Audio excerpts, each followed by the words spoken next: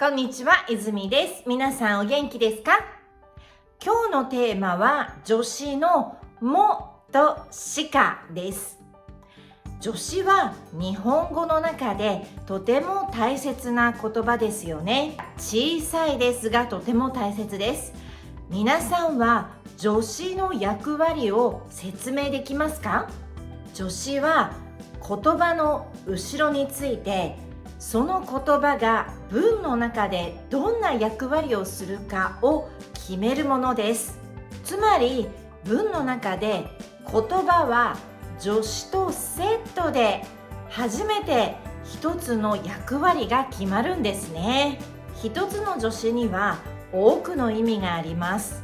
助詞のもは初級の初めで勉強しますが、実はちょっと面白い意味がたくさん他にもあるんです。今日はもとしかを一緒に勉強してその違いを一緒に見ていきましょう。では最後まで見てね。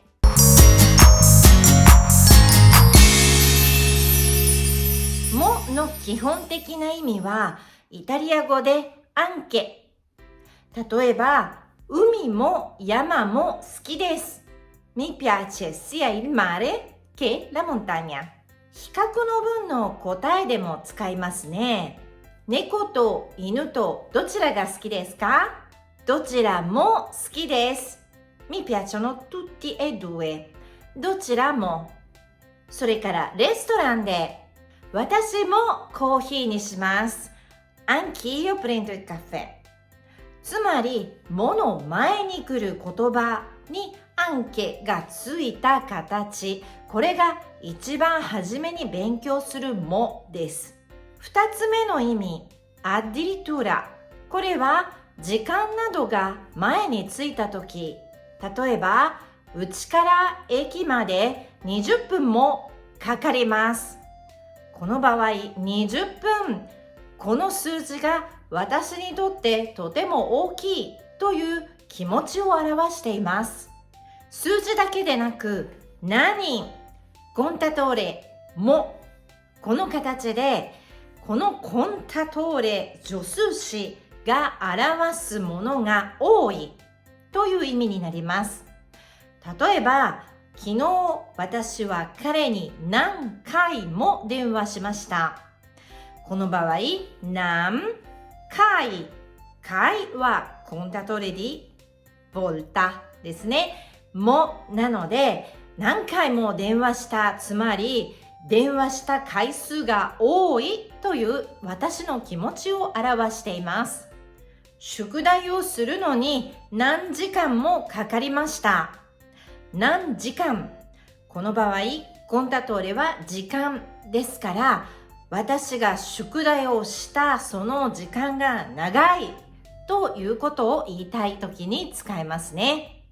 何コンタトレもで多いという気持ちを表します。そしてもが後ろに否定文ネガティブを取る場合、例えば何もどこも誰もというように何、どこ、誰の言葉と一緒に使うときは、これが何もでniente、誰もでnessuno、どこもでnessun postoという意味になります。つまり、昨日何もしませんでしたは、ieri non ho fatto niente。ここに誰もいませんは、qui non c'è nessuno。どこにも行きませんは non ci vado da nessuna parte。 でもこれだけではないんです。もと否定文が一緒になるときに、もの前に言葉、人の名前などがあった場合、例えばこの漢字は難しいので先生もわかりません。もの前に先生があります。Questo kanji è difficile, neanche l'insegnante lo sa。 この場合、もの前にある言葉、先生は普通はいろいろなことを知っていますね。でも、この漢字は難しいです。ですから、ねあんけenseñante lo sa という気持ちを出す言葉なんですね。このように、もの後にネガティブが来るときには、このもはねあんけと訳していいと思います。それから、もっとネガティブの文の中で、1コンタトーレもという言い方もあります。さっき、何コンタトーレもという言い方で、多いという気持ちがあると言いましたね。でも、何ではなくて、1をつけると、これは全然ないという気持ちになります。例えば、1回も食べたことがありません。Non ho mai mangiato neanche una volta。一人もいません。Non c'è nessuno, neanche una persona。今、1ユーロもありません。Adesso non ho nemmeno un euro, cioè non ho i soldi。このように、私の中で全然ないという気持ちを強く言いたいときは、1、コンタトレも、そして最後に否定文で終わります。次に、しかを見ましょう。しかはイタリア語でソロと訳しますが、注意したいのは、イタリア語では否定文ではないですが、日本語ではしかの後は必ず否定文になるということですね。例えば、昨日は5時間しか寝ませんでした。寝ませんでしたという否定文です。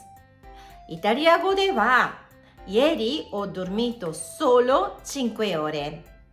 5時間しかです。でも日本語では5時間は少ないという気持ちを表すために後ろは必ず否定文になります。朝はコーヒーしか飲みません。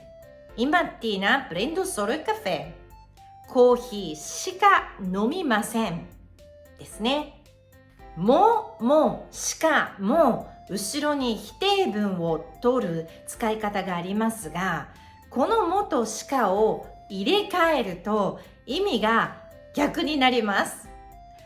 例えば、この問題は先生もわかりませんというと、neanche sensei, neanche insegnante lo sa ですから誰もわからない。